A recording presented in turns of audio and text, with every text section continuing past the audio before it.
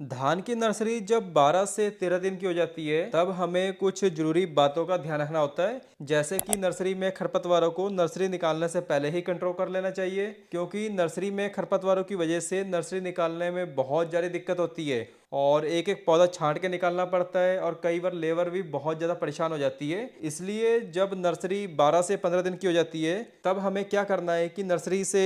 पानी निकाल के जो सबसे बेस्ट दवा आती है, जैसे कि बिस्पेरिवेक्स सोडियम, मतलब कि नोमनी गोल्ड की जो हमने डोज लेनी है वो लेनी है 10 ml दवा को 15 लीटर पानी के हिसाब से नर्सरी में अच्छे से स्प्रे कर देना है और फिर 24 घंटे बाद हमें पानी लगा देना है। इससे ये होगा कि नर्सरी में जितने भी खरपतवार होंगे वो धीरे धीरे पीले होकर सूखने लगेंगे और जब हम नर्सरी निकालेंगे तो हमें बिल्कुल भी दिक्कत देखने को नहीं मिलेगी। मगर इसके लिए हमें एक बात का और ध्यान रखना है कि जो दवा हमारी स्प्रे पंप में बची होगी तो बची हुई दवा को नर्सरी के जो चारों तरफ मेड़ होगी तो मेड़ों में डाल देना है, क्योंकि मेड़ों के घास भी साफ हो जाएंगे और हमारी नर्सरी देखने में और बढ़िया लगेगी। मगर हमें धान की नर्सरी में जो ये नोमनी गोल्ड है इसकी स्प्रे डबल नहीं करनी है, बिल्कुल सिंगल स्प्रे करनी है और बची हुई दवा का स्प्रे हमें नर्सरी पे नहीं करना है, इसको चारों तरफ मेड़ों में कर देना है। तो इस तरीके से हमें नोमनी गोल्ड की स्प्रे करनी है। तो ये होता है हमारा पहला काम कि नर्सरी में जितने भी खरपतवार होंगे उससे 10 से 12 दिन बाद हमें बहुत ही बढ़िया तरीके से कंट्रोल कर लेना है। और उसके बाद फिर हमें नर्सरी में कौन कौन से बेस्ट माइक्रो न्यूट्रिएंट को डालना चाहिए,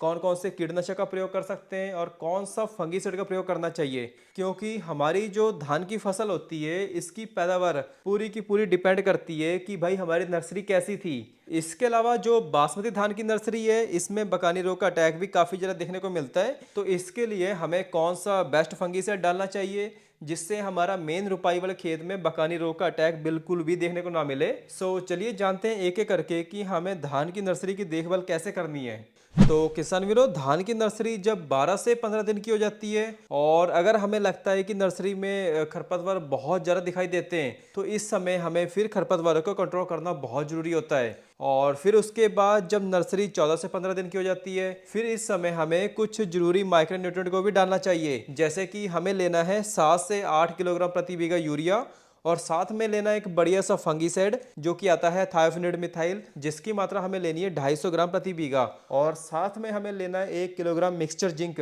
और इन सबको अच्छे से मिला के हमें हल्के पानी में नर्सरी में छिटा दे देना है। अगर खेत में दीमक या कीटों की दिक्कत रहती है तो भाई आपको क्या करना है कि 100 ग्राम कोई भी जो दानेदार कीटनाशक आता है, चाहे आप फ्यूराडान ले लो या फिर फटेरा भी ले सकते हो, इससे भी हमारी धान की नर्सरी में जो नीमाटोड होगा या दीमक होगा या कोई भी कीट होगा उसका भी पूरी तरीके से कंट्रोल देखने को मिलेगा। इसके अलावा किसान वीरों, अगर बासमती धान की नर्सरी है तो इसमें आप एक काम और भी कर सकते हो कि भाई नर्सरी निकालने से 4 से 5 दिन पहले हमें एक बढ़िया सा जो एनपीके आता है और साथ में हमें लेना है एक बढ़िया सा सिस्टमिक कीटनाशक या फिर आप सिस्टमिक फंगीसाइड भी ले सकते हो और इन सबको अच्छे से मिला के हमें अपनी नर्सरी में एक स्प्रे करवा देना है। इससे ये होगा कि हमारी धान की नर्सरी में कीटनाशक और फंगीसाइड का टीका लग जाएगा, जो कि हमारा मेन जो रुपाई वाला खेत होगा उसमें जल्दी कीटों का अटैक नहीं होगा और ना ही जो बकानी रोग से जो पौधे सूखने की दिक्कत आती है वो भी बहुत कम हो जाएगी। तो इस तरीके से हमें अपनी धान की नर्सरी में जरूरत के हिसाब से इन सब दवा को बारी बारी से डालते रहना है।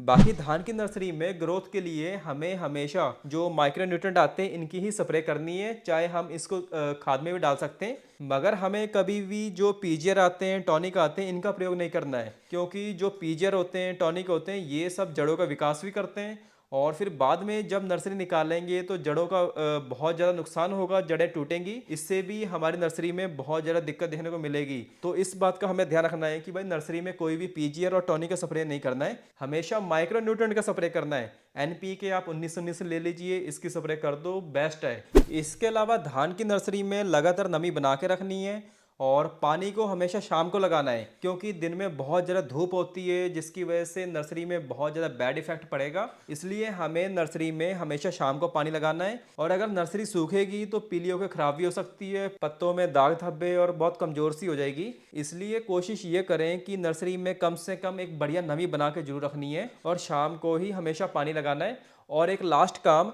जो बासमती वाले किसान होते हैं तो इनको तो जरूर ही कर लेना चाहिए। इसमें हमें क्या करना है कि हमें लेना है कार्बेंडाजिम और साथ में जो एंटीबायोटिक स्ट्रेप्टोमाइसिन आती है, इन दोनों दवा को अच्छे से घोल बना के एक गड्ढे में घोल रख देना है। उसके बाद जब हम नर्सरी निकालेंगे तो उस नर्सरी की जड़ों को उसी घोल में 8 से 10 घंटे तक भिगो के रखना है। मतलब कि आप शाम को रख दो और अगले दिन आप सुबह उस नर्सरी को रुपाई कर दो। इससे भी जो बासमती किस्मों में बकानी रोग का अटैक होता है वो बहुत कम हो जाएगा। और हमारे जो मेन रुपाई वाला खेत होगा तो उसमें भी जड़ों के द्वारा जो बकानी की जो फंगस होगी वो भी हमारे जो नए खेत में अटैक नहीं करेगी। तो आप ये वाला फॉर्मूला भी जरूर ट्राई करके देखना कि भाई जब नर्सरी निकालोगे तो उसको कार्बेंडाजिम प्लस स्ट्रेप्टोसाइक्लिन से उसकी जड़ों का उपचार करके ही हमें अगले खेत में नर्सरी लगानी है। तो इस तरीके से हमें नर्सरी की बहुत बढ़िया तरीके से देखभाल करनी है। बाकी अगर आपके कोई सवाल हैं तो आप कमेंट करके पूछ सकते हो। तो किसान वीरों, इस तरीके से हमारी नर्सरी के जो 25 से 30 दिन होते हैं वो बहुत ज़्यादा इंपॉर्टेंट होते हैं। नर्सरी का बहुत ज़्यादा ध्यान रखना पड़ता है, तब जाके हमारी जो धान की फसल होगी वो बहुत ही बढ़िया होगी। धन्यवाद।